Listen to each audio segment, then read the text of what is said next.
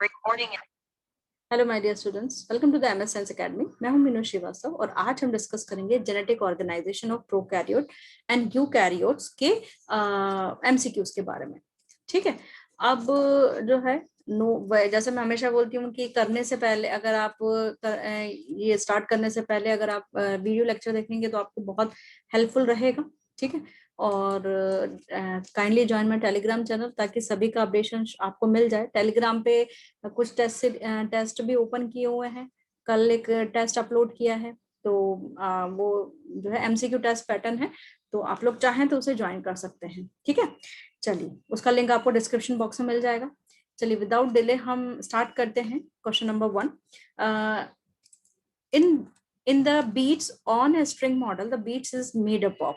देखिए हमने प्रोकैरियोट्स और यूकैरियोट्स में, यूकैरियोटिक में स्पेशली बताया था कि यूकैरियोट्स में जो डीएनए होता है वो पैक्ड फॉर्म में होता है। न्यूक्लियोसोम मॉडल हमने उसके लिए दिया था और उसमें हमने बताया था कि 8 हिस्टोन्स जो होते हैं, 8 हिस्टोन्स के मॉलिक्यूल्स जो होते हैं वो क्या करते हैं, वो पार्टिसिपेट करते हैं और उसके बाद जो है वो ऑक्टामर फॉर्म करते हैं। तो यहाँ पर जो है आपका वो बोल रहा है कि जो बीट्स हैं, बीट्स खास तौर से जो बनी होती है वो बनी होती है 8 हिस्टोन प्रोटीन की, लेकिन बीट्स में हम डीएनए को काउंट नहीं करते हैं। डीएनए तो स्ट्रिंग है, मतलब वो धागा है, लेकिन जो बीट्स हैं वो हमें दिखाई देती हैं 8 हिस्टोन्स की वजह से। So the correct answer is here 8 histone protein, that is the C option. Okay, यानी कि ना 6 हिस्टोन प्रोटीन है, और बच्चे सी और डी ऑप्शन में हो सकता है कंफ्यूज हो जाए। 8 histone protein and DNA string जो in the beads on a string, the bead, इसमें खासतौर से बीट का पूछा हुआ है। अगर वो बीट प्लस स्ट्रिंग का पूछता तो आपका डी ऑप्शन करेक्ट होता। ठीक है, अदरवाइज सी ऑप्शन करेक्ट है। चलिए क्वेश्चन नंबर 2 देखते हैं। The unpacked stretch of DNA are extra chromosomal load found in the eukaryotic genome.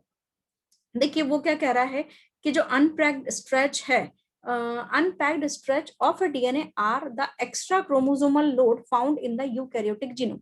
देखिए क्वेश्चन थोड़ा सा घुमा के है, इसको आप समझने की कोशिश करिए कि जो न्यूक्लियोसोम है, न्यूक्लियोसोम क्या कहता है कि न्यूक्लियोसोम मॉडल जो है इसमें देखिए इसमें वो कर्सर नहीं आ रहा है। न्यूक्लियोसोम मॉडल के अंदर जो है न्यूक्लियोसोम मॉडल जो हमने खास तौर से डिजाइन किया था वो यहाँ पर, हाँ सॉरी, हाँ देखिए यहाँ पर ये मैं आपको ये जो समझाना चाह रही हूँ यहाँ पर कि हाँ देखिए ये क्वेश्चन क्या कह रहा है, ये क्वेश्चन ये कह रहा है कि unpacked stretch of DNA are the extra chromosomal load found in the eukaryotic genome. अब देखिए यहाँ पर जो एक्स्ट्रा क्रोमोसोमल जो डीएनए है, एक्चुअली ये हमने यहाँ पर आपको, ये ऑक्टामर थे, ये हमारे ऑक्टामर थे स्टोन के, है ना, ये हमारे 8 जो है ऑक्टामर थे, और यहाँ पर जो डीएनए का जो स्ट्रैंड है वो यहाँ पर इस तरीके से पूरा का पूरा बंधा हुआ था, और इनसे जैसे ही वो बाहर निकला फिर यहाँ पर एक लिंकर डीएनए फिर आ गया, एक जो है हिस्टोन प्रोटीन जो H1 था वो फिर आ गया, जिसको हमने मार्कर हिस्टोन भी बोला था। ठीक है, अब यहाँ पर बच्चे क्या समझते हैं कि ये वाला जो पार्ट है डीएनए का, जो कि 1/3 वाला जो कोइलिंग है, उसके बाद जब बाहर निकलता है तो वो अनपैक्ड स्ट्रेच्ड हो जाता है, जो कि एक्स्ट्रा क्रोमोसोमल लोड होता है। एक्स्ट्रा क्रोमोसोमल लोड नहीं होता है, ये मेन डीएनए का ही पार्ट है, और यहाँ पर यानी कि ये जो पार्ट जो निकल रहा है ये मेन डीएनए का पार्ट ही है, ये कहीं से कहीं तक भी एक्स्ट्रा क्रोमोसोमल लोड नहीं है किसी भी यूकैरियोटिक जीनोम के अंदर। ठीक है, तो यहाँ पर ये जो स्टेटमेंट होता है ये स्टेटमेंट हो जाता है आपका फॉल्स। ओके, तो यहाँ पर जो है ये जो स्टेटमेंट है आपका ये हो जाएगा आपका फॉल्स। ओके, तो यहाँ पर जो है आपका करेक्ट ऑप्शन इज द, हाँ करेक्ट ऑप्शन इज द, एक मिनट,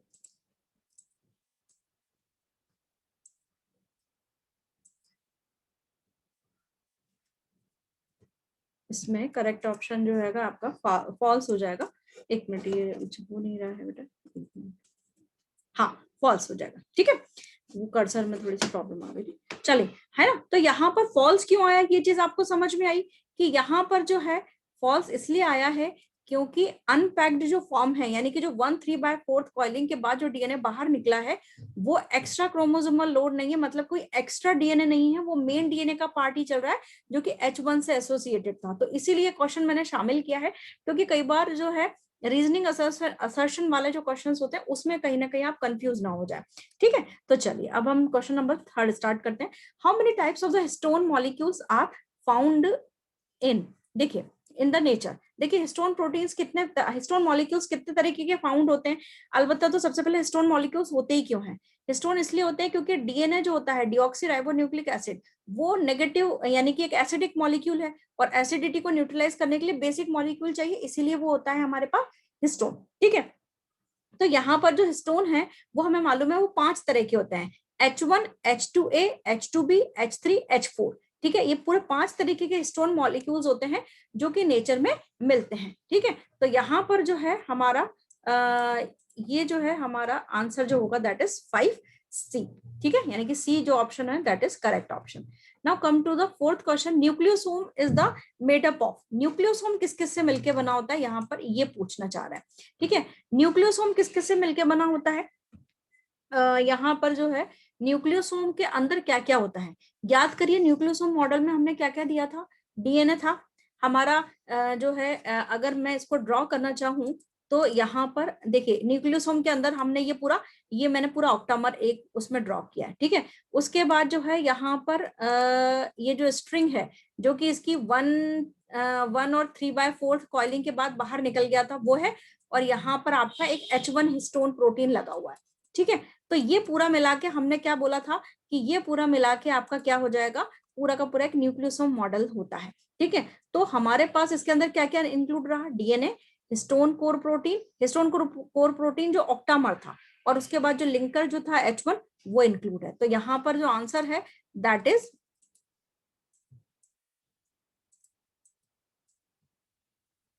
हाँ डी। ओके, तो यहाँ पर आंसर हो गया आपका डी, हिस्टोन प्रोटीन, डीएनए और लिंकर H1। ठीक है, तो कंफ्यूजन तो नहीं है इसमें कुछ। चलिए हम बात करते हैं प्रोकैरियोटिक सेल के। प्रोकैरियोटिक सेल के अंदर राइबोसोम्स जो होते हैं वो कौन से टाइप के होते हैं, सबसे पहली बात कि राइबोसोम क्या होते हैं, प्रोटीन सिंथेसिस यानी प्रोटीन फैक्ट्री है। ठीक है, राइबोसोम जो होते हैं प्रोकैरियोटिक और यूकैरियोटिक सेल में अलग अलग टाइप के होते हैं। प्रोकैरियोटिक के अंदर 70S और यूकैरियोटिक के अंदर 80S टाइप के होते हैं। ठीक है, यहाँ पर ए और बी ऑप्शन में आपको 70S और 80S दिख रहा है, यानी 70S प्रोकैरियोटिक सेल में और 80S यूकैरियोटिक सेल में। उसके बाद 60+40 80S सब यूनिट के, 80S जो राइबोसोम है उसके 2 सब यूनिट होते हैं 60S और 40S। तो ये सी ऑप्शन भी गलत हो गया। डी ऑप्शन में दे रखा है 50S और 40S। इसमें कई बार बच्चे कंफ्यूज हो जाते हैं कि 70S की जो सब यूनिट्स होती हैं वो होती हैं 2 तरह की, 50S और 30S, ना कि 40S। तो अगर यहाँ पर D option 50S plus 30S होता तो कहीं ना कहीं आप ए और डी में कंफ्यूज हो जाते। अदरवाइज यहाँ पर no doubt the option is correct जो होगा वो आपका ए ऑप्शन होगा। ठीक है, now come to the question number 6, which of these is the characteristic of a prokaryotic cell. भाई प्रोकैरियोटिक और यूकैरियोटिक को आपने किस बेसिस पे डिवाइड किया है, आपने इसी बेसिस पे डिवाइड किया, प्रो मींस पुराना, कैरियोन मींस न्यूक्लियस, यानी ऐसा जिसके अंदर पुराना न्यूक्लियस है। ठीक है, तो न्यूक्लियस पुराना यानी कि पुराना न्यूक्लियस मतलब न्यूक्लियस है ही नहीं, क्योंकि न्यूक्लियर मेम्ब्रेन जो है नहीं होती और उसका सारा मटेरियल जो है साइटोप्लाज्म में डिसॉल्व होता है, यही चीज होती है। तो यहाँ पर जो है आपका जो बी ऑप्शन जो हमको दिख रहा है that is correct option, that is एक मिनट है ना,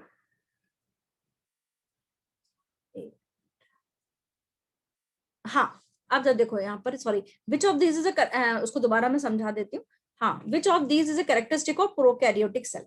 ठीक है, तो अपन ने कहा कि न्यूक्लियस के बेसिस पे अपन ने डिवाइड किया है, पुराना न्यूक्लियस मतलब न्यूक्लियस की एब्सेंस। इसके अलावा देखो यहाँ पर बी ऑप्शन आपको एब्सेंस ऑफ न्यूक्लियस तो दिख रहा है। अब और ऑप्शंस भी पढ़ लेते हैं। एब्सेंस ऑफ सेल ऑर्गेनल, बिल्कुल, यानी कि जो आपका प्रोकैरियोटिक सेल है उसमें मेम्ब्रेन बाउंड सेल ऑर्गेनल बिल्कुल एब्सेंट होते हैं, जैसे माइटोकॉन्ड्रिया है, आपका लाइसोसोम है। इसके अलावा जो आपके जो दूसरे सेल ऑर्गेनल्स हैं वो उसमें एब्सेंट होते हैं। तो ए ऑप्शन भी मुझे करेक्ट दिख रहा है। प्रेजेंस ऑफ 70S राइबोसोम, ये भी मुझे करेक्ट दिख रहा है कि अभी अपन पढ़ के आए हैं कि प्रोकैरियोटिक के अंदर 70S राइबोसोम्स होते हैं। तो यहाँ पर जो डी ऑप्शन है यानी कि ऑल ऑफ दीज, ये करेक्ट ऑप्शन है, क्योंकि ये तीनों ही कैरेक्टरिस्टिक्स जो होते हैं प्रोकैरियोटिक सेल के अंदर मिलते हैं। ठीक है, now come to the question number 7, a difference between eukaryotic and the prokaryotic. अब between prokaryotic and eukaryotic cells is in having, देखिए प्रोकैरियोटिक और यूकैरियोटिक के बीच में जो डिफरेंशिएशन किया गया है उसका बेस है न्यूक्लियस या न्यूक्लियस की मेम्ब्रेन, यानी न्यूक्लियस की प्रेजेंस और एब्सेंस के बेसिस पे ही हमने प्रो और यूकैरियोटिक डिवाइड किए हैं। तो यहाँ पर जो ऑप्शन है राइबोसोम के बेसिस पे नहीं किए हैं, सेल वॉल के बेसिस पे नहीं किए, तो करेक्ट ऑप्शन है that is the nuclear membrane. तो न्यूक्लियर मेम्ब्रेन के बेसिस पे जो है यहाँ पर हमने डिवाइड किए हैं, so answer is the C. Now come to the question number 8, a component of the prokaryotic cells. ठीक है भाई, प्रोकैरियोटिक सेल्स के अंदर क्या क्या कंपोनेंट होते हैं? प्रोकैरियोटिक सेल्स के अंदर जो कंपोनेंट होते हैं, अगर आपको याद हो, एक बैक्टीरियल सेल जो है वो प्रोकैरियोटिक सेल का बेस्ट एग्जांपल है। तो भाई बैक्टीरियल सेल के अंदर प्लाज्मा मेम्ब्रेन भी होती है, बिल्कुल होती है। डीएनए हमने देखा है कि बैक्टीरिया के अंदर तो इवन एक्स्ट्रा सर्कुलर डीएनए जो कि जैसे हम प्लाज्मिड बोलते हैं, जो कि क्लोनिंग वेक्टर का बहुत अच्छा सोर्स है, वो होता है, तो इसका मतलब डीएनए भी होता है। साइटोप्लाज्म बिल्कुल होता है, सेल मेम्ब्रेन जो उसके अंदर बिल्कुल साइटोप्लाज्म जो होता है वो एम्बेडेड रहता है। ठीक है, तो इसका मतलब ये है कि ये तीनों कंपोनेंट जो है वो कहीं ना कहीं प्रोकैरियोटिक सेल के ऑप्शन है, that is answer is D, all of these. अगर इसमें ऐसा कुछ होता है कि जैसे न्यूक्लियस से रिलेटेड कुछ चीज होती तो फिर हम उसको ऑमिट आउट करते। यहाँ पर न्यूक्लियस से रिलेटेड कोई चीज नहीं दी है, वहां पर सीधे डीएनए दिया है, यानी कि जेनेटिक मटेरियल दिया है जो कि न्यूक्लियस के बिना भी साइटोप्लाज्म में फैला हुआ रहता है।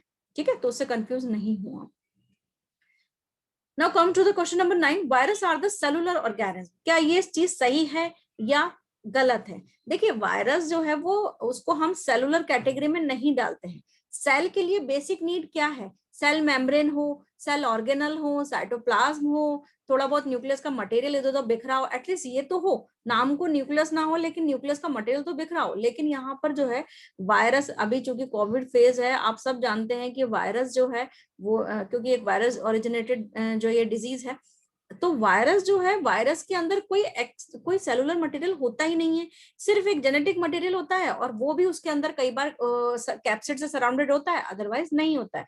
दो नई चीजें हो जाती हैं। तो यहाँ पर जो है वायरस जो है उसे हम सेलुलर कैटेगरी में नहीं डालते हैं, वो एक ए सेलुलर कैटेगरी में का लिविंग, ए सेलुलर कैटेगरी का ऑर्गेनिज्म है, और वो कनेक्टिंग लिंक है between the living and non living system. Okay, तो आंसर है यहाँ पर बी। एक्चुअली ये बी होना चाहिए था, फॉल्स इसका आंसर है।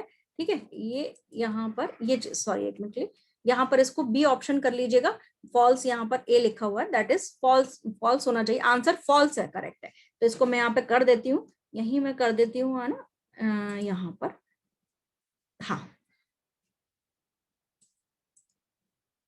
तो ये हो जाएगा आपका ये बी। ठीक है, समझ में आ गया? तो इसको चीज ध्यान रखिएगा कि यहाँ पर जो है फॉल्स है, तो यहाँ पर ये हो जाएगा आपका।